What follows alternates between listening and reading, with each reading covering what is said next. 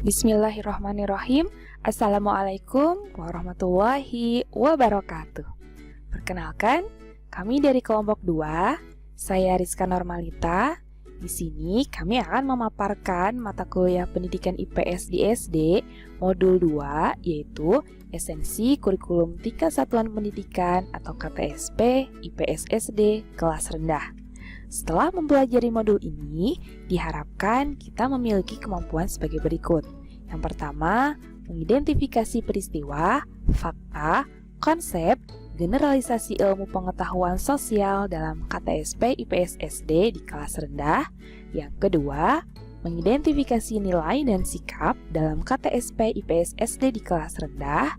Yang ketiga, mengidentifikasi keterampilan intelektual, personal, dan sosial dalam KTSP IPS SD di kelas rendah.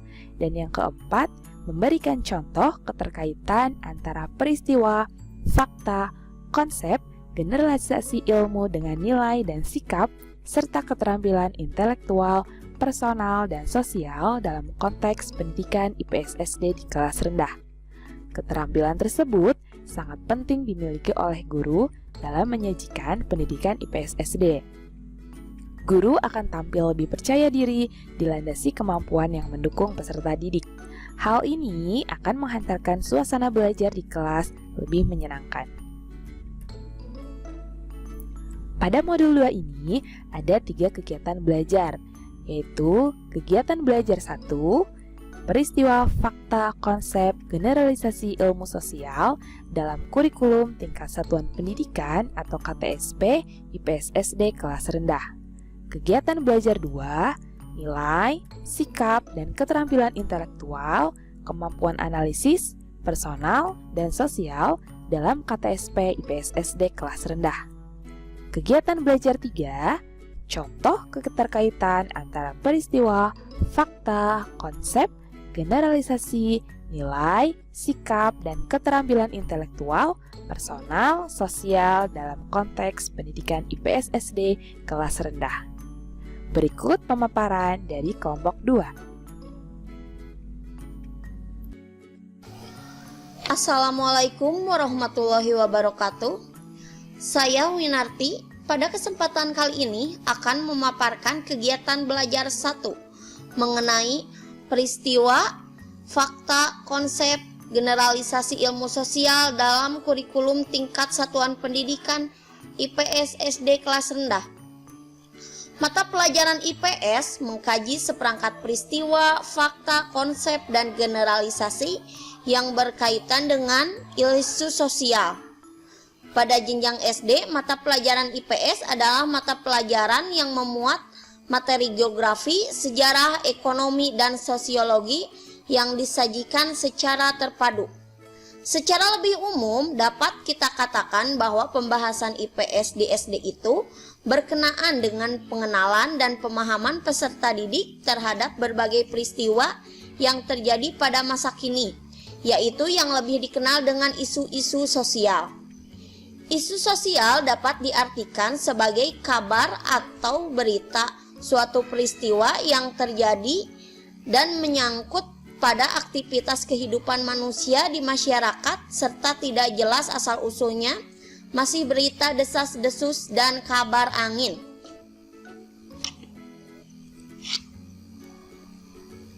Pada modul ini, sesuai dengan pembahasan secara praktis, pembicaraan dibatasi pada peristiwa, fakta, konsep, dan generalisasi. Peristiwa atau kejadian adalah hal-hal yang pernah terjadi. Sungguh pun peristiwa merupakan kejadian yang benar-benar terjadi dan pernah terjadi, tapi masih perlu dibuktikan kebenarannya. Hal ini dikarenakan peristiwa biasanya sudah menjadi sejarah, yakni kejadian yang sudah terjadi pada masa lalu. Peristiwa yang sudah diuji kebenarannya itulah yang disebut dengan fakta.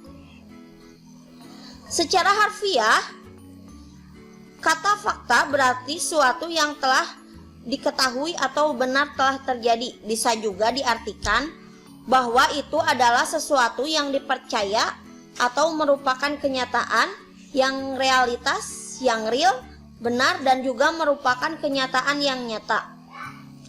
Di dalam sains, fakta merupakan hasil observasi yang bisa dibuktikan secara empiris. Karena itu, sifat fakta bukan hasil perolehan secara acak, memiliki relevansi berkaitan dengan teori perkembangan ilmu pengetahuan, khususnya IPS, terjadi karena adanya interaksi antara fakta dan teori. Fakta dapat menyebabkan lahirnya teori baru. Fakta juga dapat merupakan alasan untuk menolak teori yang ada, bahkan dapat mendorong untuk mempertajam rumusan teori yang telah ada. Konsep adalah suatu istilah pengungkapan abstrak yang digunakan untuk tujuan mengklasifikasi atau mengkategorikan suatu kelompok dari suatu benda atau gagasan atau peristiwa. Misalnya, jika kita sebutkan kata keluarga, maka ke dalam konsep itu termasuk bapak, ibu, anak, saudara, dan sebagainya. Atau dapat didefinisikan dengan singkat bahwa konsep adalah proses pengategorikan, mengklasifikasi, dan memberi nama pada kelompok objek. Menurut Schneck, pada tahun 1988 mengemukakan bahwa generalisasi merupakan abstraksi yang dapat terkait dengan konsep.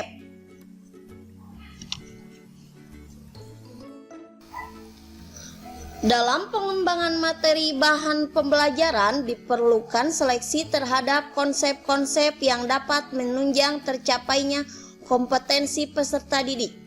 Banks pada tahun 1985 halaman 43 menegaskan bahwa pertama-tama perlu mengaitkan dengan pengalaman belajar peserta didik atau entry here before, kemudian perlu mengembangkan dan memperluasnya semakin memperkaya wawasan dan dapat menentukan keputusan dengan lebih baik. Kriteria pemilihan konsep menurut Taba dalam Banks yaitu harus konsep yang mewakili secara tepat disiplin ilmu yang terkait atau validity, konsep yang bermakna atau significance, konsep yang memiliki kelayakan dan kepantasan atau appropriateness, konsep yang tahan lama durability, konsep yang memberikan keseimbangan dalam skop atau kedalaman yang balance. Selanjutnya kita mempelajari materi atau bahan kajian IPS untuk kelas rendah, yaitu keluarga, peran keluarga, memelihara dokumen penting keluarga, lingkungan alam dan buatan di sekitar rumah. Maka konsep yang dapat digunakan antara lain rumah, anggota keluarga, selisih keluarga, lingkungan alam, lingkungan buatan, meja, kursi, buku, tanah, sampah, dan lain sebagainya.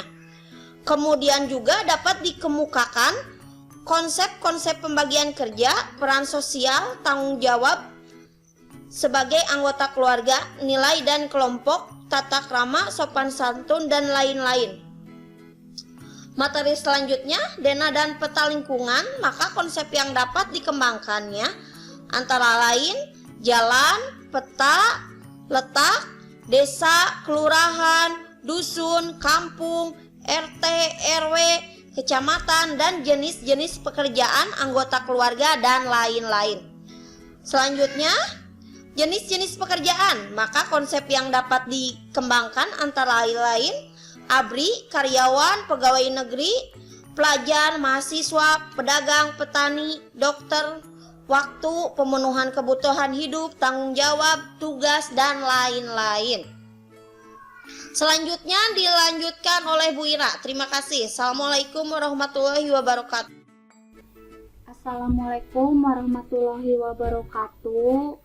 Di sini saya Ira Yulianti akan memaparkan kegiatan belajar 2 mengenai nilai, sikap, dan keterampilan intelektual, kemampuan analisis, personal, dan sosial dalam KTSP IPS SD kelas rendah.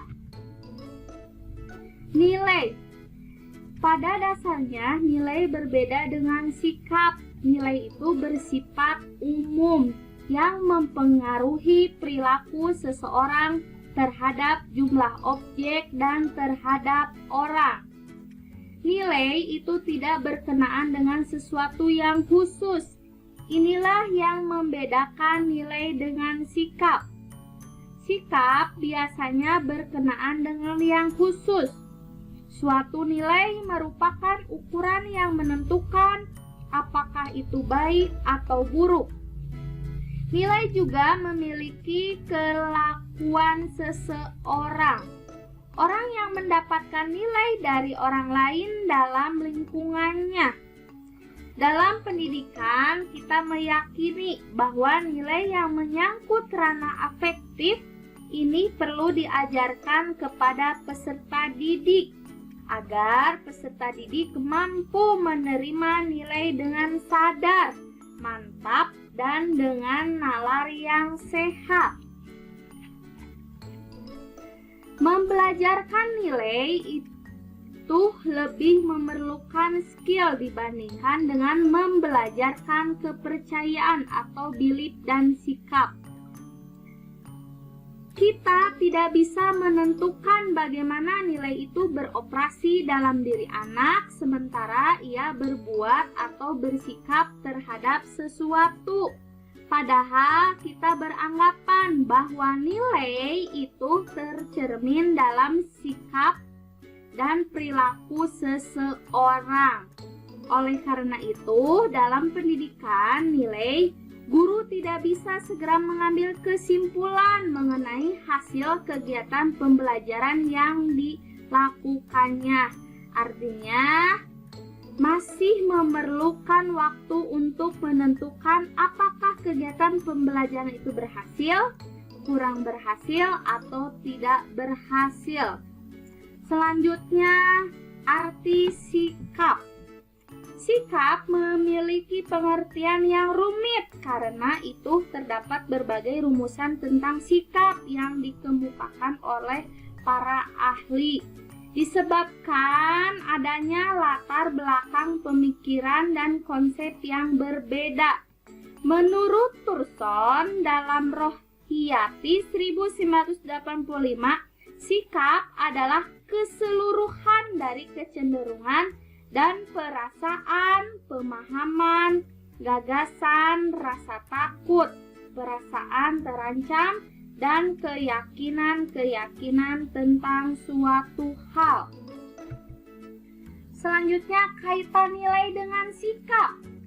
Nilai itu merupakan konsep tentang kelayakan yang dimiliki seseorang atau kelompok yang mempengaruhi bagaimana seseorang atau kelompok memilih cara, tujuan, dan perbuatan yang dikehendakinya sesuai dengan anggapan bahwa pilihannya adalah yang terbaik. Dapat disimpulkan bahwa terdapat kaitan yang erat antara nilai dengan aspek-aspek kognitif, aspek afektif, dan kecenderungan bertindak. Dapat ditegaskan seperti berikut. Ada hubungan timbal balik antara nilai dengan kognitif, ada hubungan timbal balik antara afektif dengan kognitif. Nilai mempengaruhi kesiapan seseorang yang pada akhirnya akan menuju terwujudnya perilaku yang sesuai dengan tingkat pemahaman dan penghayatan terhadap belief atau keyakinan. Selanjutnya, saya akan membahas tentang keterampilan intelektual, kemampuan analisis, personal, dan sosial dalam KTSP IPS SD kelas rendah. Kemampuan intelektual atau kemampuan analisis dalam kurikulum tingkat satuan pendidikan IPS SD kelas rendah dalam keterampilan intelektual ditekankan pula tentang kemampuan analisis dari peserta didik. Kemampuan analisis adalah bagian dari keterampilan intelektual di mana kemampuan analisis merupakan kemampuan atau kecakapan seseorang atau peserta didik untuk melakukan penyelidikan terhadap suatu peristiwa dengan tujuan untuk mengetahui keadaan sebenarnya. Selanjutnya, keterampilan personal. Keterampilan personal ini sebetulnya tidak dapat dipisahkan dari keterampilan intelektual. Namun dalam pemahamannya ditekankan kepada keterampilan yang sifatnya mandiri. Yang terakhir, kemampuan sosial. Keterampilan ini meliputi kehidupan dan kerjasama, belajar memberi dan menerima tanggung jawab, menghormati hak-hak orang lain, membina kesadaran sosial. Cukup sekian pemaparan dari saya. Saya lanjutkan kepada pemateri selanjutnya. Assalamualaikum warahmatullahi wabarakatuh. Saya Omomori Yulianti Sulaiman akan mempresentasikan kegiatan belajar 3 yang berjudul Contoh Keterkaitan Antara Peristiwa, Fakta, Konsep, Generalisasi, Nilai, Sikap, dan Keterampilan Intelektual Personal Sosial dalam konteks pendidikan IPS di kelas rendah. Dari pembahasan sebelumnya mengenai kaitan peristiwa, fakta, konsep, dan generalisasi, dapat dirumuskan bahwa peristiwa, fakta, konsep, dan generalisasi digunakan untuk mengorganisasikan komponen-komponen isi bahan pembelajaran yang disampaikan guru dalam kegiatan pembelajaran di kelas. Hubungan antara peristiwa, fakta, konsep, generalisasi, dan bahan pembelajaran tersebut bersifat timbal balik. Pembelajaran IPS juga bisa memiliki kekuatan sebagai bidang studi jika didukung oleh beberapa faktor, contohnya peristiwa, fakta, konsep, dan generalisasi yang meaningful, dapat dipertanggungjawabkan etika, logika, dan gunanya, dan disusun atau diorganisasikan secara baik, terintegrasi, dan berlandaskan nilai-nilai. Yang kedua, IPS juga bisa memiliki kekuatan jika penyajiannya, baik isi maupun penyampaiannya, mengandung unsur-unsur yang menantang dan membangkitkan minat dan sikap positif serta aktivitas peserta didik. Yang ketiga, IPS juga bisa memiliki kekuatan jika berkontribusi bagi pengembangan kemampuan dan keterampilan peserta didik dalam segala aspek kehidupan, baik keterampilan intelektual, personal, maupun sosial. Seperti yang sudah dikemukakan atau dijelaskan di depan atau sebelumnya, kedudukan guru sebagai pengembang kurikulum sangatlah menentukan. Gurulah yang mengetahui kondisi di lapangan, baik kondisi lingkungan fisiknya maupun lingkungan budidayanya. Guru juga lebih mengetahui kemampuan anak didiknya, jenjang kemampuan berpikirnya, serta pengetahuan awal yang dimiliki peserta didiknya. Oleh karena itu, peran guru sangat penting dalam pengorganisasian bahan pengajaran dan penyampaian bahan pembelajaran kepada peserta didik. Guru harus mampu menyusun bahan pengajarannya dan menyampaikannya kepada peserta didik melalui kegiatan pembelajaran yang tepat. Di sini ada pun contohnya keterkaitan antara peristiwa, fakta, konsep, generalisasi, nilai sikap, dan keterampilan intelektual, personal, dan sosial. Contohnya topiknya lingkungan dan melaksanakan kerjasama di sekitar rumah dan sekolah. Subtopiknya adalah lingkungan rumah IPS kelas 3 semester 1. Lalu standar kompetensinya memahami lingkungan dan melaksanakan kerjasama di sekitar rumah dan sekolah. Lalu kompetensi dasarnya menceritakan lingkungan alam dan buatan di sekitar rumah dan sekolah. Indikatornya menjelaskan pengertian lingkungan alam, itu contohnya, dan bisa juga menjelaskan pengertian lingkungan buatan, menjelaskan pengertian rumah, dan lain-lain yang berhubungan dengan topik yang tadi. Lalu ada fakta, yaitu daftar benda atau barang-barang lingkungan alam. Yang kedua, konsep lingkungan alam, manusia, hewan, dan tumbuhan. Lalu generalisasi, di sekitar rumah terdapat lingkungan alam dan lingkungan buatan. Lalu ada nilai, yaitu kebersihan dan keindahan. Lalu sikap, yaitu bertanggung jawab, menyukai kebersihan dan keindahan. Yang selanjutnya, keterampilan analisis atau keterampilan intelektual, mampu merencanakan kegiatan, observasi, atau praktikum. Lalu keterampilan personal, yaitu mencatat data atau keterangan dalam bentuk gambar. Lalu keterampilan sosial yang contohnya seperti wawancara, bertanya, dan diskusi. Dalam hal ini, guru juga harus membuat persiapan matang tentang beberapa hal. Misalnya yang pertama, prinsip-prinsip pengembangan materi pelajaran, antara lain sebagai berikut. Yang pertama adalah pemanfaatan, yaitu bahan pelajaran bermanfaat bagi pencapaian KKM. Yang kedua, kesesuaian, sesuai dengan taraf kemampuan peserta didik. Yang ketiga, ketepatan, yaitu tepat waktunya, menurut kurikulum dan segi lingkungan.